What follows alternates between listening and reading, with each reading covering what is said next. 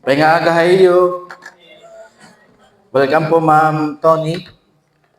Ngan kan Marion.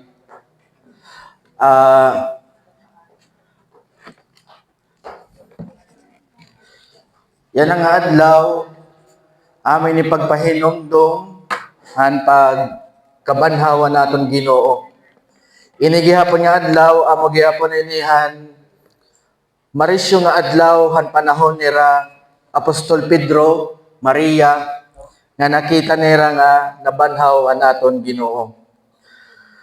So yan na, nagre-resyo kita yan na, nagsiselebrate kita yan na pinaagihang pagpahinumdum resurrection na naton Ginoo, nga na naton yan na pag-aaraman, nga scripture passage, magbubulig ha aton nga maghataghin pagkaintindi kung ano ang panuyo or purpose han pagkabanhawa naton Ginoo. Ini nga resurrection han naton Ginoo, importante ini nga doctrine or panutduan. Kay diri ka pwede makasiring nga ikaw Kristohanon kung diri ka nato o hit resurrection or pagkabanhaw. So yan na, ang title na natin yan na pag-iistoryahan, Christ Saving Work. Ang natin yan na scripture passage, adi kita ha, Romans chapter 4, verse 25. Ginaagat ko ang akong kabugtuan na Ginoo nga magkatok daw to honor the word of God. Brothers and sisters in Christ, pamation naton ang pulungan Diyos na Romans chapter 4 verse 25, who was delivered up for our trespasses and raised for our justification. Let us pray. Man shall not live by bread alone, but by every word that comes from the mouth of God. Dear gracious Father in heaven, thank you for the mercy and grace that you have given to us in Christ. Today, we celebrate the resurrection day of our Lord as a remembrance of what He had accomplished and salvation na imoging pabuhata iya. And I pray that you will help us to have more enlightenment and understanding regarding han imo mensahe yana. Open our heart and mind. Give us understanding. Let the Holy Spirit guide us this morning. We glorify you, we honor you, in Jesus' name, amen. Kalingkod kita. Thank you. Itato niya na scripture passage, tikang ha, Book of Romans. So as usual, maaram na kita kung hino ang writer hining a book is the Apostle Paul. Inihiyagin surat niya para han mga believers in Rome. Ngan ini nga believers in Rome, kaupod na ito didaan mga Jew and Gentiles. But pinaagi ini nga book, nakikita naton nga mas durudamo ang mga Gentile believers kaysahan mga Hudiyo. Iniya nga letter na surat inihiya between AD 55 and early 57. So, han panahon nga nakatupahi Apostle Paul ha Corinth.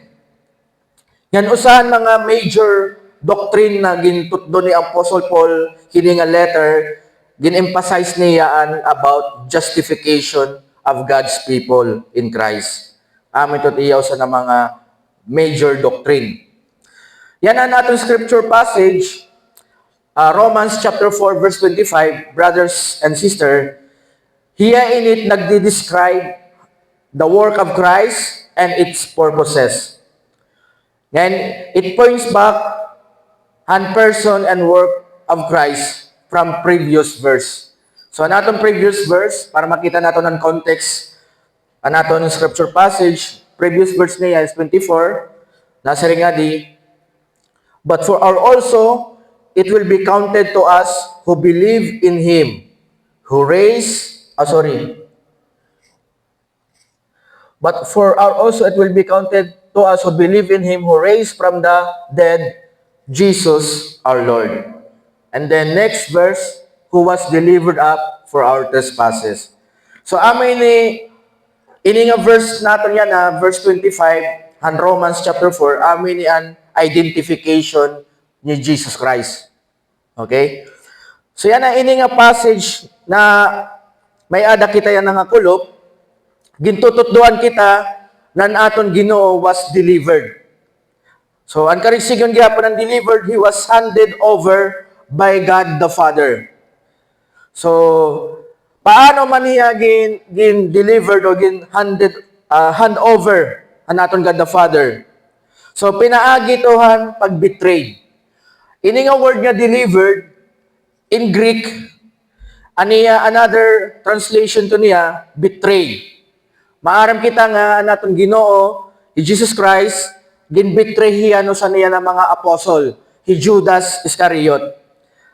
Asya gyapon niya ni Jesus sa Matthew chapter 24 verse 26. Nasa ni Jesus Christ, the Son of Man goes at it is written of him.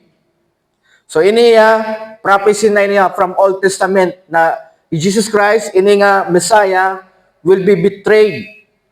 So nasa nga diya verse 24, Matthew 26, but woe to that man by whom the Son of Man is betrayed. It would have been better for that man if he had not been born. So amo ito nga, ini nga verse, gintututduan kita, ang pagka-betray kan Jesus Christ ni Judas Iscariot, amo ini ang pamaagi hanaton Diyos Amay pag-delivered o pag-hand over hanaton Ginoo ti kadtong mga tawo. Gintugutan ini hanaton Diyos Amay nga i-betray hiya ni Judas, ngayon maaram ni Jesus Christ nga iniya he would be handed over to the people.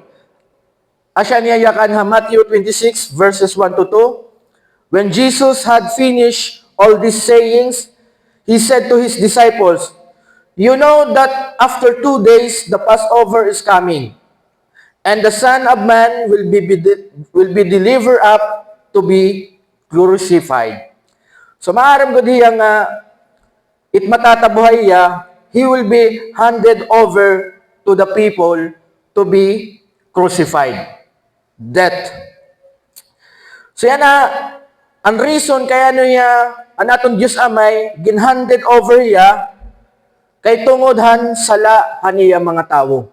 Aman siya rin nga naton, verse, yan an tikang inihan paghigugma han Diyos sa aton. Nasa rin diha Romans chapter 5, verse 8, but God shows His love for us in that while we were still sinners, Christ died for us.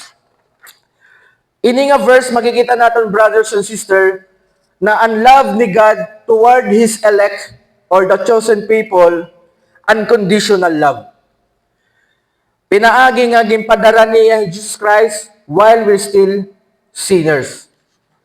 Waray ko man ni Jesus Christ, not because we earn or we have some good works na naating na nalipay natin Father. But ginpadara niya Jesus Christ as expression it iya love. The great love and unconditional love kay involved man nila ni Jesus Christ. Ngayon makikita natin, brothers and sisters, from ang ating scripture passage, ang purpose kaya ano yung ginpadara, kaya ano yung betrayed, para hanaton mga sala or trespasses. Ang karigsigno ng trespasses nga di is stepping out of the bounds of God's law. Tungod kita, brothers and sisters, tumalapas kita han balaod han Diyos, we disobey han iya will, nga nang pag-disobey han iya, haiya balaod, mayada mga penalty. Ngan usahan pinakamakaradlok nga penalty han pag-disobey han balaod ang Diyos is impyerno or hell. Parehas gapinihan naton pag-disobey mga traffic rules or traffic law. Kung diri kita mag-obey han mga traffic law, may mga penalty gihap. So yan na, ang atong Ginoo, brothers and sisters, pinaagi han pag-deliver da iya, ang content ito, brothers and sisters, na experience ni Jesus Christ and humiliation, suffering, and death. Kay tungod naton, disobedience to the law of God, which is sin. Ngayon amin ni an epekto haaton nga pinaagihan pagpadarahan Dios amay haniya bugtong nga anak Hesus Kristo, may adaya duha nga importante nga epekto haat. Siyahan pinadaraya han Dios amay pagpapakita na anaton Dios amay nag-initiate out of His love, nag-initiate hiya nga magkaadan reconciliation. Iti ang mga chosen people toward haiya. Ang Diyos amay mismo, ang namilingin pamaagi para makabalik kita haiya. Para magkada kitahin, maupay nga relasyon, mabalik ang maupay nga relasyon. Amon ni siring ni Apostle Paul, 2 Corinthians chapter 5 verse 19, that is, in Christ, God was reconciling the world to Himself. Ito nga world is the chosen people, the elect, okay, from different nation. Reconciling the world to Himself, not counting their trespasses against them, and entrusting to us the message of reconciliation. Brothers and sisters, ang pag-delivered kan Jesus Christ, hanaton Diyos amay, tikang hanaton Diyos amay, sari ko pa pagpapakita ito, reconciliation. Maupayan naton Diyos, kay bisan kita nakasala, nakatalapa sa iya, may ada lagi piya plano nga, magkaada kitahin reconciliation. Magkabati, magkasangkay otro. So God is good talaga. Ikaduha, ang epekto hinihan delivered because of our sins is pinaagi ni brothers and sisters, the Father made us alive with Jesus.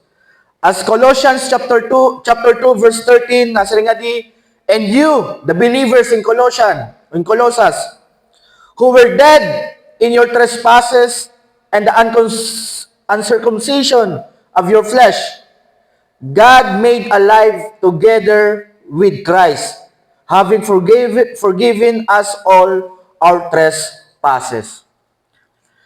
So amin ni pagpapakita ni haaton ng Diyos Amay, brothers and sisters, na He made us alive with Christ. Pinaagihan niya pagpadara kan Jesus Christ. Tungodan naton sala. Nganini nga pagpadara iya, sa ko pa kanina, nakaabat na naton Ginoo in humiliation, suffering, and death. Jesus received the full punishment of sin in His body so that we, the people of God, the elect, would not receive this punishment. Ame to ang price and reconciliation, ame to ang price ang pagiging alive naton through naging receive ni Christ, gin absorb niya ang God's wrath toward His physical body. God the Father delivered His Son, the Lord Jesus, by sending Him through a woman under the law. He was humiliated, suffered, and died for the sins of His people, paying the full penalty, because sin has a punishment that must be satisfied. This was part of God's salvation for His people, for He is just and righteous. So, wari kita pasaylohan natin Diyos Amay, brothers and sisters, na pinaaging kalimtan niyan sala. Pinasaylo kita natin Diyos Amay, pinaagi nga binaydan ito han Diyos Amay, pinaagi han kamatayon han iya bugtong nga anak. Kaya ang rason, God is just and righteous. He is a just judge. Pinaagi kan Jesus Christ, brothers and sisters, amin ni ang instrumento han Diyos para ang plano niya han katalwasan haya mga pinili na mga tao makaangkon hirahan han kinabuhi nga waray katapusan or the eternal life. So amin ni ang reason han pagka humiliation ni Christ, suffered and died, kay tungod hanaton sala. Diri tungod nga nakasalaya. In Him there's no sin. But ang problema, kita ang nakasala. Hiya pagod ang nag-akuhan punishment. Nga ini nga sin, may daya required nga full penalty to be paid in order to satisfy God's justice. And in Christ, this penalty was completely satisfied and paid. Binayda na naton Ginoo. So naton first point, we must believe that Jesus was delivered up because of our sins. We are sinners. Ngayon, makikita natin, utrohan natin scripture passage, Romans chapter 4, verse 25. Iniya nagtututduya na naton Ginoo Hesus Kristo was raised by God. Ngayon, amog yapin yan yakan, di da Acts, while na naton apostle nagpipreach ang gospel. Acts chapter 3, verse 15. Nasari nga di, and you killed the author of life, whom God raised from the dead. To this we are witnesses. So yan na, this event of Christ Jesus' resurrection was witnessed by those who gave their lives even unto death. No one is willing to die for a lie. But the apostles gave their lives for the truth. So now we can have confidence that our Lord Jesus is alive, even in His physical body. As the Apostle Paul told the believers in Corinth that many witness Christ risen. 1 Corinthians chapter 15, verses 4 to 8, chapter 4, verse 4, that He was buried, that He was raised on the third day in accordance with the Scriptures, and that He appeared to Cephas, then to the 12. Then He appeared to more than 500 brothers at one time. So may mga witnesses. Dirilan mga apostles sa nakakita han pagkabanhawan Ginoo. May daghihapon more than 500 nga nakakita kan Jesus Christ haniya pagkabanhaw. Yan nasa nga di, most of whom are still alive. Ano na pa itong panahon na, dirito alive pati yan na, time pa itong pagsurat ni Apostle Paul Corinthians. Though some have fallen asleep, then He appeared to James, then to all the apostles, last of all, as to one untimely born, He appeared also to me, the Apostle Paul. Amin ni brothers and sisters nga mensahe nga gimbabalita nira Apostle Paul, kaupada niya mga apostles na naton Ginoo nabanhaw ti kang kamatayon, kaupod ito ang gospel. Ngan masisiring naton na ito nga mensahe nga era gin preach, nga gin teach, iba-iba nga nasod, tinuod. Kaya they gave their life para la ito nga mensahe. Waray tawo nga magpapakamatay hanbuwa. Kung maaram ka nito nga istorya or mensahe buwa, diri ka andam mamatay para hanbuwa. Labi na kay gimpapatagaan mo value iti mo life. Pero makikita naton na bisan usa-usa nga gimpapatay ang mga apostol, ang nabibili na apostol waray bumaya hanera mensahe nga gin preach. Diba? So makikita natin brothers and sisters nga an era, mensahe, an aton resurrection, han aton Ginoo tinuod. Pinaagi han kamatayon han aton mga apostles. Yan na an aton scripture passage brothers and sisters, Romans chapter 4 verse 25. Gintagaan kita han purpose aniya pagkabanhaw. Why God raised Him. So, ang reason ini is because for our justification. So, yan ang karagsigon ini, acceptance, being made right before God. Because of the Lord Jesus Christ, the Father has accepted us. Not because we earn it by our works or goodness, but because of Jesus alone.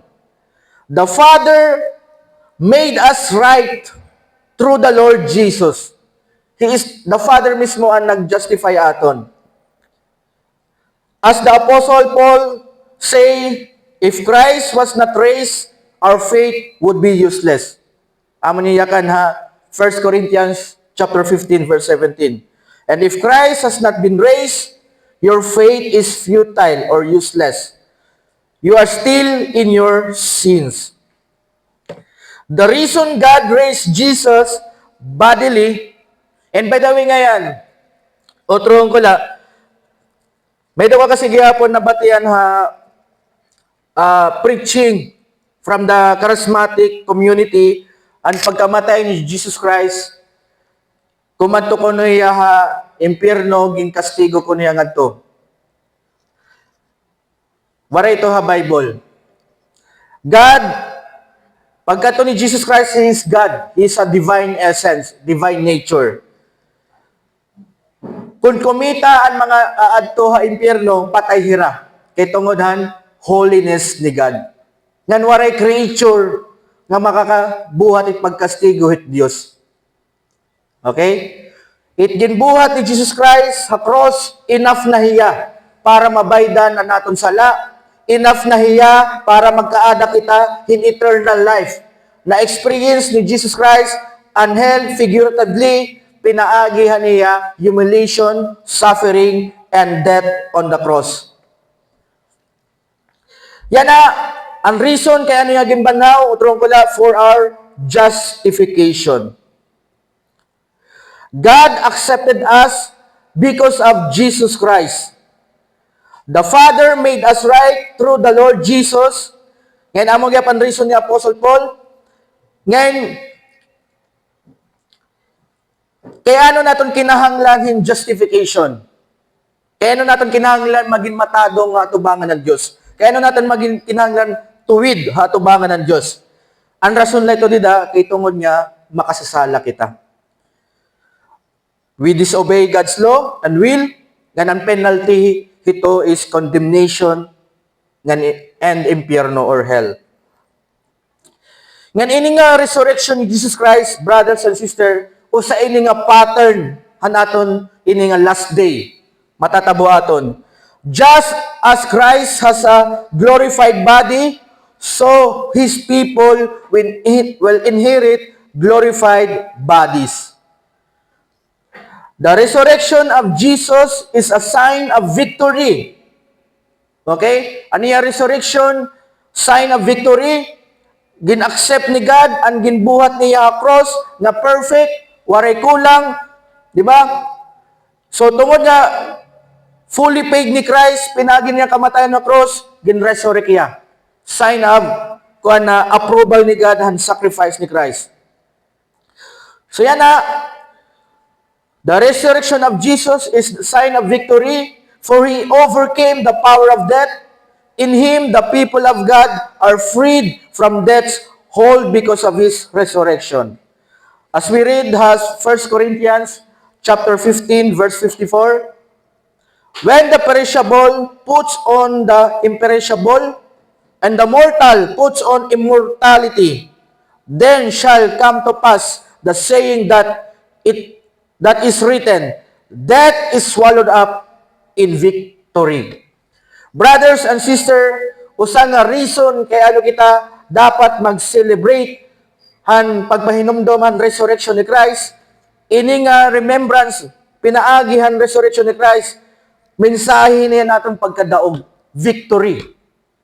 Ami ton reason kay ano naton kinahanglan mag-celebrate. Victory from what? Victory from death. Kahuman naton mag-angkon, makakarawat ang glorified body, parehas kan Jesus Christ, waray na, di rin na kita may nga toha kamatayon. Di rin na kita may nga toha ilarom han gahuman kamatayon. Amin niyan gintutuduha aton han Dios pinaagi han niya pulong. The Apostle Paul taught the believers in Rome that Jesus was raised for the justification of God's elect. Diri ni para nga tanan. Romans chapter 8 verse 9, chapter 8 to chapter 9, the Apostle Paul teach about the election. Ini nga pagka banhaw ni Jesus Christ, diri ni plan B. Tikang pa ini han past eternity.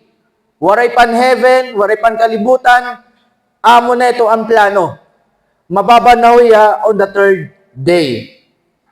The Apostle Paul told the believers in Rome about the work of Christ in salvation, describing the reason for how Jesus saved His people by being delivered for the sins of His people and by being raised for their justification. The reason Jesus was raised was for the justification of God's elect as part of the covenant of God to save His people. Jesus Christ nag-resurrect niya physically to fulfill han salvation, ang plano han salvation para ang mga tao han Diyos.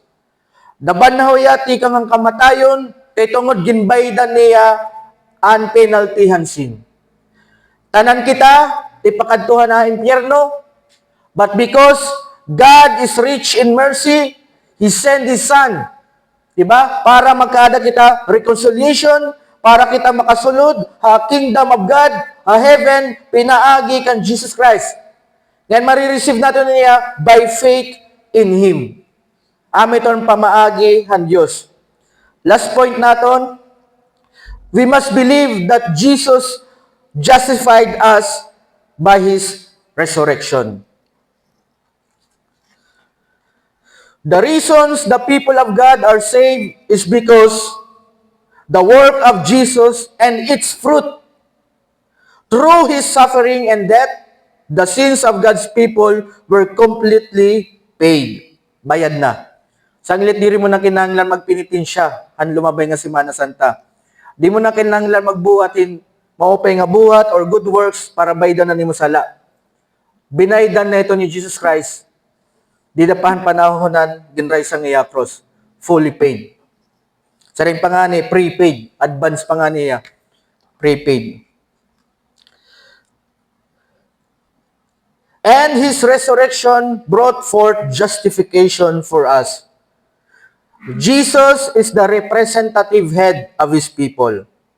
Just as Adam was, and this is the condition of God's covenant in redemption. Okay? Ang relationship that about Jesus being raised for our justification and relationship ito because ang condition han covenant or the agreement. Para sa kan Adam, hiyat representative han tanan nga tawo, ang covenant dirila para la kan Adam and para kan Eve, para gihapon na nila descendants.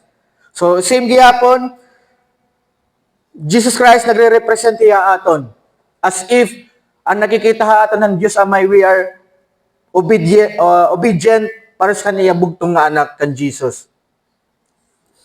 Yan na, the Bible teaches that the evidence of God's justification of a person in Christ is seen in that person's lifestyle. Not in sin, but in righteousness. Makikita natin Romans chapter 6 verse 4. We were buried therefore with Him by baptism into death, in order that just as Christ was raised from the dead by the glory of the Father, we too might walk in newness of life.